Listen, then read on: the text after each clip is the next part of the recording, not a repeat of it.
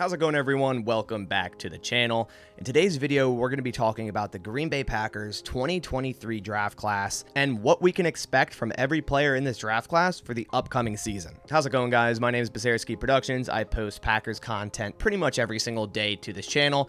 So if you happen to be a new viewer here, I'd really appreciate it after this video, if you did enjoy it, to go down, click the subscribe button, and also leave a like on the video. You'll find tons of Packers content throughout the entire offseason and then into the season as well.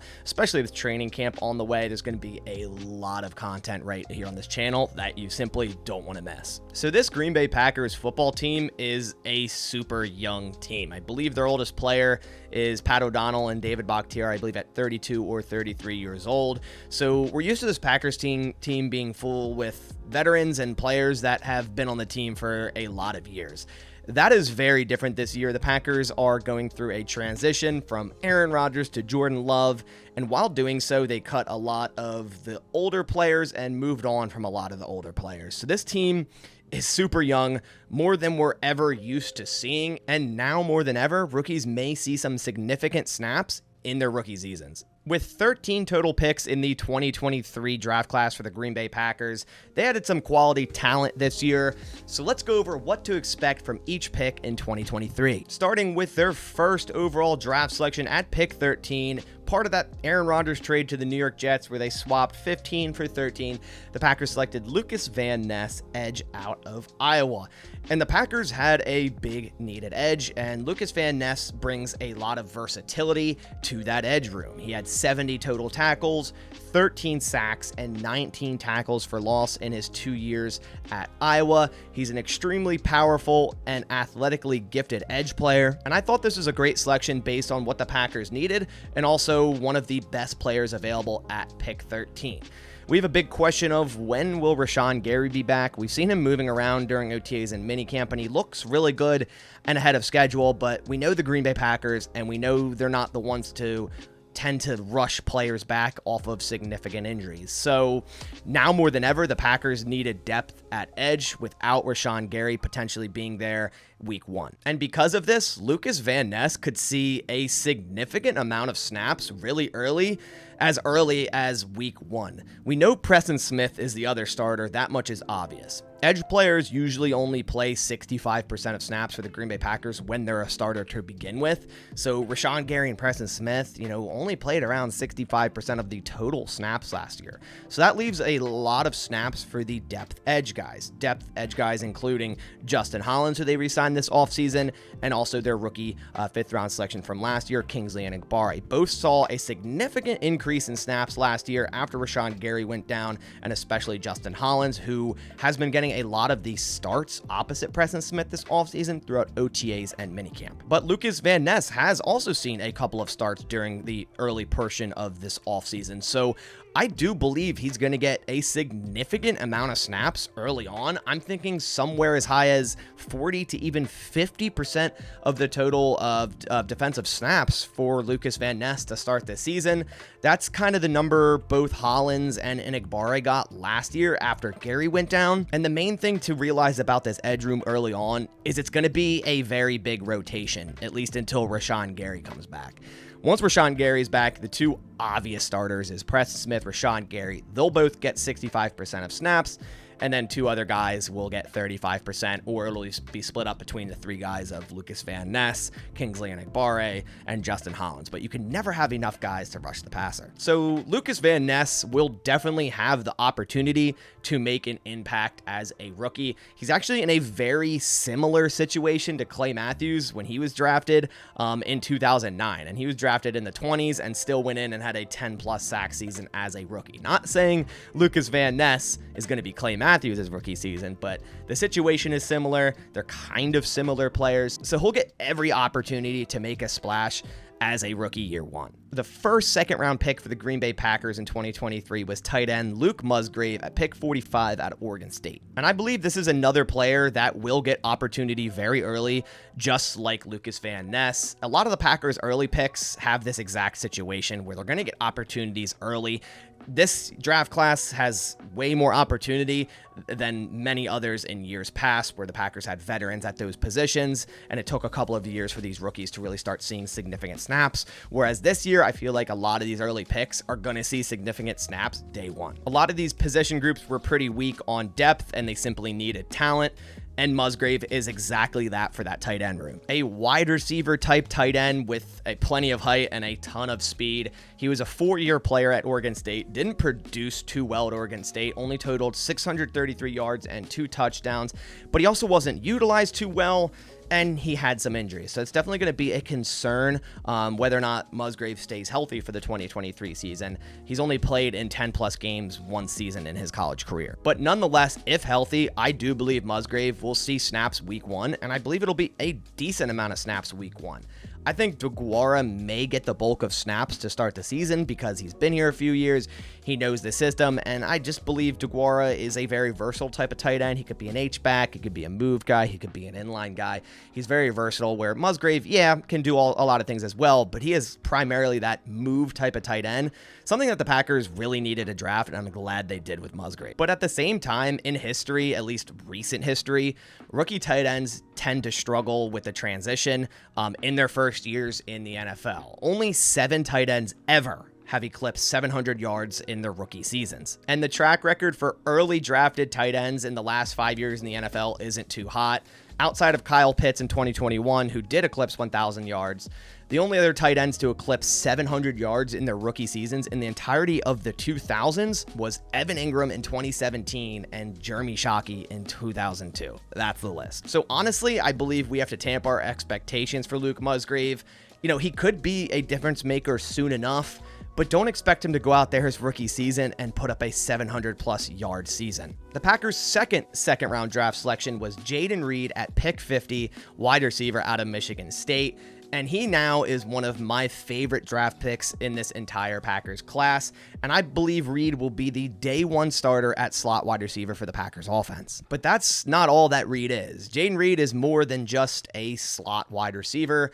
He actually played about 50-50 slot and wide over his 4-year career in college. He played mainly slot his first 2 years, his first year with Western Michigan and his first year with Michigan State. And then his last 2 years, he mainly played out wide with Michigan State. So Jaden Reed has a ton of versatility as well. The Packers won't just use him in the slot, although I think he will be their day one starter in the slot. They can also move him out wide. They can use him as their jet motion guy, which Matt LaFleur loves. He did that at Michigan State. He had 1,662 yards and 15 total touchdowns in his last 2 years at Michigan State. And I do believe Reed will see a significant amount of snaps even week 1. Now, Christian Watson and Romeo Doubs will obviously see the bulk of targets.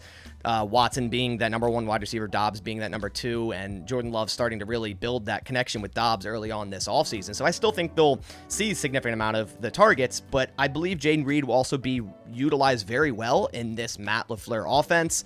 Watson had 611 yards last year in his rookie season, and Doubs 425 yards. Both had injuries during the year, but I could easily see Jaden Reed anywhere in between that, around the 500 mark, if he obviously stays healthy during the season. I released a video on Jaden Reed going over his college film and breaking that down, so if you haven't watched that, just click the link right above. But yeah, I'm super excited for Jaden Reed in this Packers offense in 2023. For the Packers' 3rd round selection, they double dipped in the tight end room, selecting Tucker Kraft out of South Dakota State. So it's another tight end, so the same argument can be made here that I made for Musgrave. A lot of tight ends don't transition too well, and they're not going to wow you with yardage in their rookie season, but that's not really what you're looking for from Tucker Kraft anyways. Yes, he is a receiving threat, but he's a different type of tight end, and I think he'll be that different type of tight end for the Packers offense. More of that traditional inline tight end, the type of tight end they lost with Mercedes Lewis not returning this year. So although Tucker Kraft might not be on the stat sheet too often in terms of receptions, yardage, and touchdowns, I think we can expect more from him year one and overall his player in the future in the trenches. And that's in the run/pass blocking game. Kraft was one of the best blocking tight ends coming out of the 2023 class. So that's where I expect him to mainly be used in 2023 to start. In the 4th round, the Packers went defense, selecting Colby Wooden, defensive lineman out of Auburn. And I actually loved this pick when I saw it. Wooden offers a great amount of versatility on that defensive line, and the Packers needed defensive line depth badly, losing Jaden Reed and Dean Lowry this offseason. Wooden played 4 years at Auburn, totaling 153 tackles, 14 sacks, and 29.5 tackles for loss.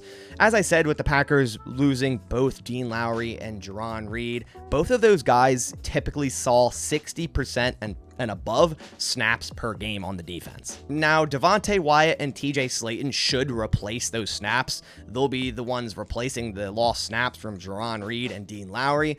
But then you have to replace the snaps they got, and they typically even saw 30% of snaps, both Slayton and Wyatt. So now that needs to be replaced. So this is where I plug Colby Wooden in.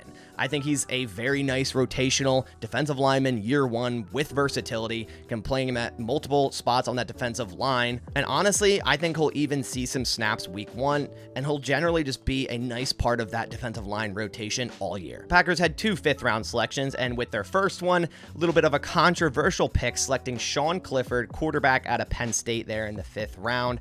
And if everything goes well, we should expect absolutely nothing from Sean Clifford in 2023. He should simply be the backup to Jordan Love, helping him prepare every week for the upcoming game. And unless Jordan Love gets hurt or severely underperforms, the only way Clifford should see any type of snaps would be in garbage time. I honestly do believe Clifford will be a very solid backup quarterback for the Green Bay Packers behind Jordan Love. He has a ton of experience and is a good leader. For the Packers' second 5th-round selection in the 2023 draft, they went for their second wide receiver in Tay Wix out of Virginia, and Wix is primarily an outside receiver and likely will be the 4th or 5th wide receiver in terms of depth chart for the 2023 season, and that really just depends on how many snaps they want to give to Samori Toure. So I think it'll be between him and Toure, the 4th and 5th guy. Just where they line up exactly, it just depends. Wix had really solid production his last 2 years at Virginia, totaling 1,633 yards and 11 touchdowns. And very similarly to Jaden Reed, had a very, very nice year in 2021 and then kind of dropped off in 2022. A lot of that can be contributed to poor offensive play by both teams, Michigan State and Virginia. But both these players did have a lot of production in college and showed their potential for the Packers offense. Last year, the wide receiver snap count for the Packers was definitely a mixed bag. Toure, a 7th-round rookie wide receiver, even saw as high as 38% of snaps in Week 9. But the Packers also had a lot of injuries. They had Sammy Watkins in the building. Lazard got hurt a couple times. Randall Cobb, Watson got hurt. Dobbs got hurt. So they had a ton of injuries. So there was a lot of different snaps going around to a lot of different players. So even if there's no injuries, I still think Wix will see some snaps.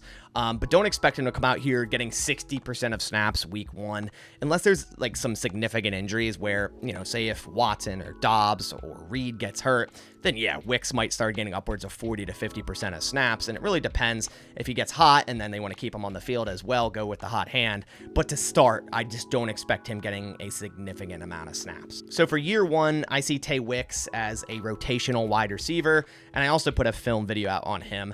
If you want to go watch that, if you haven't already, just click the link right above. The Packers also had 2 selections in the 6th round, and with their first pick, they selected Carl Brooks, defensive lineman out of Bowling Green. And I believe this is another wonderful depth piece for that defensive line, similarly to Colby Wooden. I thought this was a steal in the 6th round. He had insane production at Bowling Green, and I know a lot of people will go, oh, well, the competition wasn't as high. But you can't just simply go in there and produce like this and not get credited for it. 167 total tackles, 27.5 sacks, and 46 tackles for loss over his 5 years at Bowling Green. Brooks has a ton of experience and even has a bit of versatility similarly to Wooden. He's a little more heavier than Wooden, but he still does have some versatility. I don't see him getting more snaps than Wooden to start, but he certainly will be in the rotation. Last year, 5 different defensive linemen for the Green Bay Packers saw 50% plus snaps in at least one game last year. And Karl Brooks is currently that 5th guy, if you put him after Colby Wooden, in that defensive line room. So he definitely will get his chances and will get his snaps. I really like him, especially as a 6th rounder. Like I said, I think it was a steal there. He was one of my draft crushes. So I don't think he's going to get a ton of snaps early on, but if an injury occurs or simply guys need breathers, I still think Karl Brooks will be active on game day and will see some snaps in certain situations for that defense. For their second 6th round selection, another controversial pick, the Packers selected a kicker, Anders Carlson from Auburn. He likely will be the starting kicker in 2023. The Packers haven't brought in much competition to go against him. It seems like they're definitely not bringing back Mason Crosby, and they're going through this transition of going to a new kicker for the first time since 2007. So Anders will have a big opportunity to create a kicking career in Green Bay this year. He was pretty inconsistent at Auburn over his 5 years, making only 71% of his field goals. He likely will have his ups and downs in year 1. And there'll be times where people are saying, we need a new kicker, we need a new kicker. And I also think there'll be times where he'll make some nice kicks and some clutch kicks as well. He does have the leg talent. He has a brother already in the NFL, Daniel Carlson, so it's in his blood as well. And he's already looked pretty good through OTAs and minicamp. So like I said, there's going to be a lot of up and downs, but he'll definitely have the opportunity. It seems like he's going to be the kicker in 2023. Now moving on to the 7th round, the Packers had 4 draft selections, and with their first one, they went Carrington Valentine, cornerback out of Kentucky. I saw this as a nice depth cornerback draft pick, as well as a core special teams player, and I do have him making the roster as a 7th round draft selection, but I'm not sure he'd see any defensive snaps over players like Corey Ballantyne or Shamar Jean-Charles, both of which have gotten snaps over him in OTAs and minicamp, with Jair and Rasul out during the OTAs. And if he does make the 53-man roster, year 1 will likely be special teams only unless there's a ton of injuries to that cornerback room, and he very well could also end up on the practice squad year 1. Their second 7th round draft selection was Lou Nichols, the 3rd running back out of Central Michigan, and he will be fighting all offseason for that running back 3 spot. Obviously, Aaron Jones, A.J. Dillon are running back 1 and 2, and the Packers tend to keep 3 running backs. The last few years, that's kind of the way they've gone. I think that's not going to change. I think they're still going to keep 3 running backs, and I think they could keep 4, but if it's a 4th, it's going to be Henry Pearson, the fullback they have on their roster right now.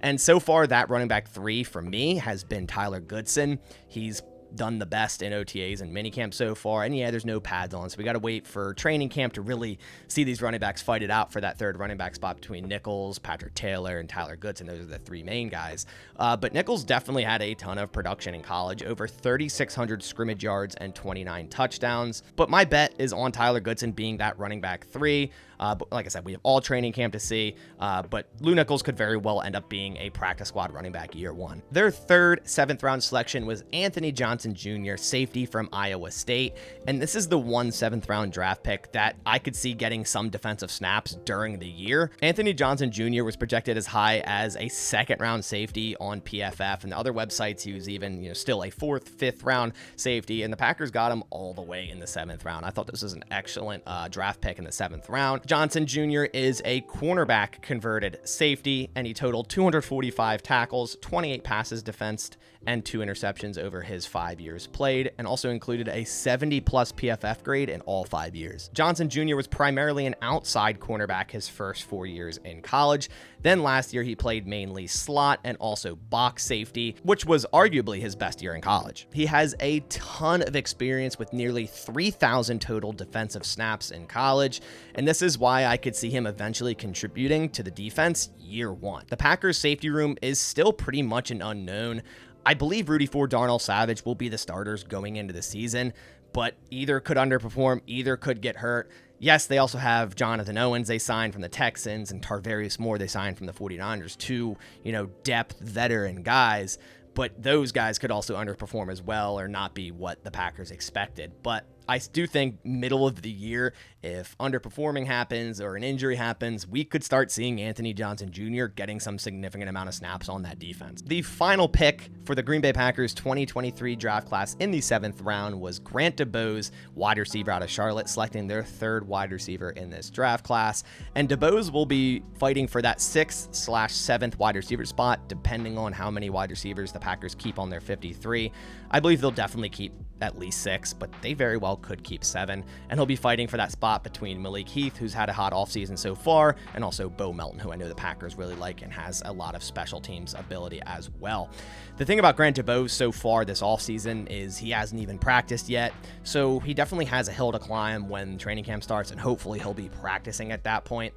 But Dubose definitely has the talent, had 1,684 yards and 15 touchdowns his 2 years at Charlotte, but he could very well end up on the practice squad year 1. I think he would slip through the cracks and no other team would sign him. There's been plenty of wide receivers on practice squads that turn out to be, really good wide receivers. Allen Lazard is one of them, and I think Grant Dubose honestly has a similar type of style of wide receiver to Allen Lazard, so even if he goes on the practice squad year 1, that doesn't mean he's not going to amount to anything. I also made a tape video on Grant Dubose going over his style of play, very different from Jaden Reed, Tay Wix. So if you want to go watch that, just click the link right above. So those are all my expectations for the Green Bay Packers 2023 rookie class. I want to hear your thoughts down in the comments below.